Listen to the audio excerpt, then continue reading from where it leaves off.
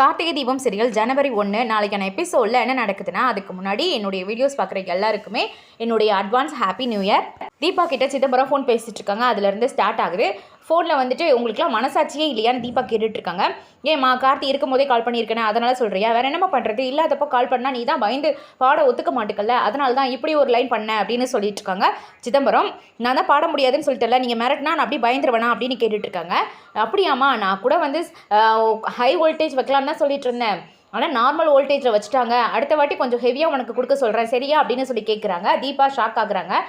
நீ பாட வர்ற வரைக்கும் உன் வீட்டில் இருக்க ஒவ்வொருத்தரையும் நான் ஏதாவது ஒன்று பண்ணிகிட்டே இருப்பேங்கிற மாதிரி சொல்லிட்டு இருக்காங்க சிதம்பரம். தீபா உடனே வந்து நான் செத்தாலும் பாட வர மாட்டேன் அப்படின்னு சொல்லிட்டு இருக்காங்க. நீ ஏமா சாக போகிற? ஒன்றும் பண்ண மாட்டேன், உன் குடும்பத்தில் இருக்கவங்க தான் நான் தூக்குவேன் நீ பாட வர வரைக்கும் அப்படின்னு சொல்லிட்டு இருக்காங்க சிதம்பரம். எனக்கு வேறு வழி தெரியலமாங்கிறாங்க. நீங்கள் மிரட்டுனா நான் வந்து பயந்துருவேனா? என்னால் கார்த்திக் சார்கிட்ட உண்மையை சொல்ல முடியாதுன்னு நினைக்கிறீங்களா அப்படின்லாம் தீபா கேட்குறாங்க.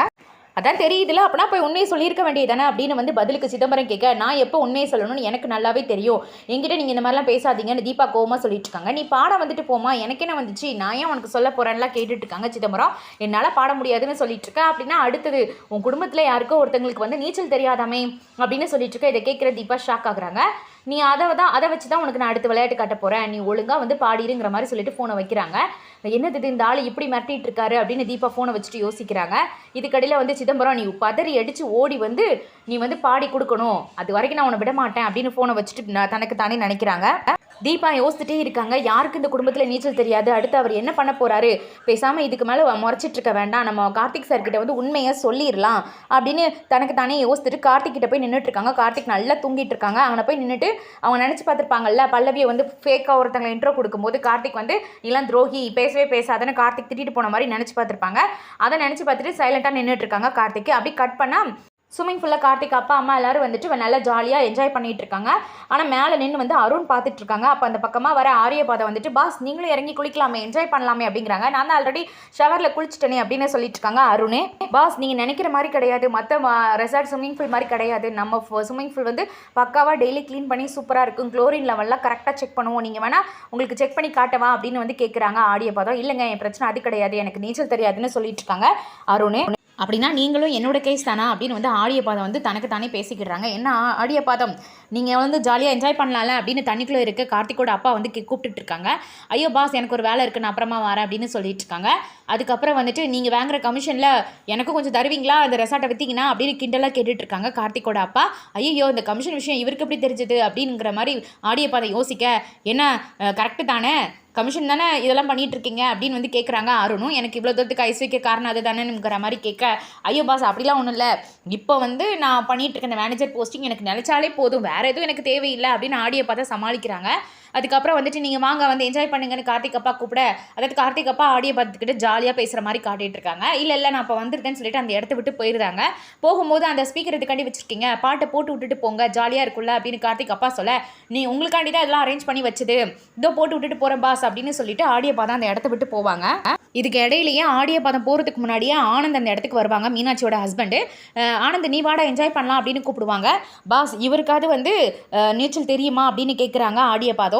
அதுக்கு வந்து கார்த்திக் அப்பா என்ன சொல்லுவாங்கன்னா, அவன் வந்து சாம்பியனு ஸ்டேட் லெவலில் அப்படின்னு சொல்லிட்டு இருக்க. ஒரு பையன் வந்து சாம்பியனு, இன்னொரு பையனுக்கு வந்து கழுத்தளவு தண்ணியில் கூட இறங்க பயமாக இருக்குது, சூப்பராக வளர்த்துருக்கீங்க அப்படின்னு சொல்லிட்டு இருக்காங்க ஆடியை பாதம். ஏன் ஒரு வீட்டில் இருக்க எல்லாரும் ஒரே மாதிரி இருக்கணுமா என்ன அப்படின்னு கார்த்திக் அப்பா கேட்க, அது தேவையில்லை தான், அவங்க இஷ்டப்படி இருக்கலாம் அப்படின்னு சொல்லிட்டு தான் ஆடியை பாதம் அந்த இடத்த விட்டு போவாங்க. அருணும் தண்ணிக்குள்ளே இறங்கி அவங்க அப்பா கூட ஜாலியாக என்ஜாய் பண்ணிட்டு இருக்க மாதிரி காட்டிட்டு இருப்பாங்க நமக்கு. அப்படி கட் பண்ணால் தீபா வந்து அவங்க ரூமை விட்டு பதறி அடிச்சு ஓடி வந்துட்டு இருப்பாங்க. அவசரமாக வருவாங்க. ஆப்போசிட்டில் மீனாட்சி நின்றுட்டு இருக்காங்க. மீனாட்சி தீபா பார்த்துட்டு ஏன் இப்படி வராங்கிற மாதிரி யோசிப்பாங்க. தீபா கிட்ட வந்துட்டு, அக்கா நம்ம வீட்டில் யாருக்காவது நீச்சல் தெரியாதா அப்படின்னு கேட்குறாங்க. பதட்டமா, ஏன் தீபா பதட்டமாக கேட்டுட்டு இருக்க, என்னாச்சு என்ன விஷயம் சொல்லு அப்படின்னு கேட்டுட்டு இருக்கா. ஐயோ அக்கா ப்ளீஸ் முதல்ல சொல்லுங்க, யாருக்கு நீச்சல் தெரியாது அப்படின்னு கேட்குறாங்க. நீ திடீர்னு வந்து இப்படி கேட்டால் என்ன விஷயம்னு சொல்லுன்னு மீனாட்சி கேட்க, அந்த சிதம்பரம் கால் பண்ணி என்னை மிரட்டிட்டு இருக்காருக்கா, விடாமல் கால் பண்ணிகிட்டே இருக்காரு, மாமாவுக்கு ஷாக் அடிச்சது கூட அதுவாக நடந்தது கிடையாது, சிதம்பரம் பண்ணல பிளான் தான் அப்படின்னு எல்லா விஷயத்தையும் வந்து தீபா மீனாட்சி கிட்ட சொல்லிட்டு இருக்க மாதிரி நமக்கு ஃபஸ்ட்டு காட்டுறாங்க. என்ன தீபா சொல்லிட்டு இருக்க, அந்த ஆள் இப்படி பண்ணிட்டு இருக்காரா? சரி வா, அருணுக்கு தான் வந்து நீச்சல் தெரியாது, முதல்ல அங்கே பார்த்து போகலாம். அருணும் மாமாவும் கொஞ்சம் நேரத்துக்கு முன்னாடி தான் ஸ்விம்மிங் பூல் பக்கம் போனாங்க, நீ வா நம்ம போய் அங்கே பார்க்கலான்னு 2 பேரும் அவசர அவசரமாக அந்த இடத்த விட்டு ஓடி வராங்க. ஆனால் திரும்பவும் அந்த சிதம்பரம் கால் பண்ணுவானே, எப்படி சமாளிக்க போகிறேங்கிறாங்க. ஏதாவது சொல்லி சமாளிக்கணுக்கா, முதல்ல வாங்க போய் அருணை பார்க்கலாம் அப்படின்னு சொல்லிட்டு 2 பேரும் அவசரமாக ஸ்விம்மிங் பூலை பார்த்து ஓடிட்டு இருக்க. தண்ணிக்குள்ளே கார்த்திக் அப்பாவும் ஆனந்தும் என்ஜாய் பண்ணிட்டு இருக்காங்க. மேலே வந்து ஸ்விம்மிங் பூலை சுற்றி வந்து அருண் நடந்துக்கிட்டே டான்ஸ் ஆடிட்டு இருக்காங்க, பாட்டு ஓடிட்டு இருக்கும்ல. அப்போ வந்து ஒரு பர்சன் யாரோ தள்ளி நின்று பார்க்குற மாதிரி காட்டுறாங்க. பர்சனை காட்டல, ஆனால் பார்க்குற வியூவை நமக்கு காட்டுவாங்க. பின்னாடியே வந்து அருண் லைட்டாக தள்ளி விட்டுட்டு போகிற மாதிரி நமக்கு காட்டியிருப்பாங்க. யார் தள்ளினாங்க, கை வச்சு தள்ளினது எதுவுமே நமக்கு காட்ட மாட்டாங்க. அருண் வந்து தண்ணிக்குள்ளே விழுந்துருவாங்க. உள்ளே விழுந்துட்டு வந்து தத்தளிச்சிட்டு இருக்காங்க, ஒரு மாதிரி தண்ணிக்குள்ளே முங்க ட்ரை பண்ணிட்டு இருக்காங்க. ஆனால் ஆனந்து அவங்க அப்பா யாருமே இதை பார்க்கவே இல்லை. அப்போ அந்த இடத்துக்கு தீபாவும் மீனாட்சி வந்துருந்தாங்க. அருணை பார்த்துட்டு ஐயோ மாமா அங்கே பாருங்க அப்படின்னு சொல்லிட்டு இருக்காங்க. ஆனந்த் அங்கே பாருங்கன்னு மீனாட்சி சொல்லிட்டு இருக்கா. அவங்க கவனிச்சுட்டு அருண் கிட்ட போவாங்க. அருண் அதுக்குள்ளே வந்து தண்ணிக்குள்ளே முங்கின மாதிரி காட்டுவாங்க. அவங்க 2 பேரும் சேர்ந்து அருணை வெளியே தூக்கி போட்டுருந்தாங்க. அந்த இடத்துக்கு எல்லாருமே வந்திருந்தாங்க. கார்த்திக், அவங்க அம்மா, ஐஸ்வர்யா எல்லாரும் வந்திருந்தாங்க. அருண் சொல்லிட்டு எழுப்பிட்டே இருக்காங்க ஐஸ்வர்யா. கார்த்திக் ஓடி வந்துட்டு அண்ணா அண்ணா எந்திரிங்கிற மாதிரி வயிற்று அமைக்கி விட்டுட்டு இருக்காங்க. அருணும் கொஞ்சம் நேரத்தில் வந்து எந்திரிச்சு உட்காருதாங்க, நார்மல் ஆயிருந்தாங்க. அபிராமி கூட வந்து என்னாச்சுங்கிற மாதிரி பார்த்துட்டு இருக்க மாதிரி காட்டுவாங்க. அருண் எந்திரிச்சு உட்கார்ந்ததுமே என்னாச்சுன்னா எப்படி விழுங்க, யாராவது தள்ளி விட்டாங்களா அப்படின்னு கார்த்திக் வந்து கேட்டுட்டு இருப்பாங்க. அப்போ வந்துட்டு இல்லை எனக்கு தெரியல, நான் வந்து பாட்டு போட்டாங்கல்ல, டான்ஸ் ஆடிட்டு இருந்தேன், அப்போ ஏதோ வந்து இடிச்ச மாதிரி இருந்தது, சடனாக உள்ளே விழுந்துட்டேன் அவ்வளோதான் அப்படின்னு சொல்லிட்டு இருக்காங்க அருண். அதுக்கப்புறம் வந்துட்டு சரி அவனே வந்து பதட்டமாக இருந்துட்டு இருக்கான், அவனை ரூமுக்கு கூட்டிகிட்டு போங்க, கேள்வி மேலே கேள்வி கேட்டுட்டு இருக்காதீங்க அப்படின்னு பாட்டி அந்த இடத்துல சொல்ல அருணை கூட்டிகிட்டு எல்லாரும் கிளம்பியிருந்தாங்க. தீபாவுக்கு செம்ம காண்டாகுது. என்ன நினச்சிட்டு இருக்கான் அந்த ஆள், இப்படி பண்ணிட்டு இருக்காரு, அவனை உண்டு இல்லைன்னு பண்ணியிருந்தேன் ஃபோன் பண்ணி அப்படின்னு சொல்லி தனக்கு தானே நினச்சிட்டு எல்லாரும் அந்த இடத்த விட்டு போயிடுவாங்கல்ல. அந்த சிதம்பரத்துக்கு கால் பண்ணுறாங்க தீபா.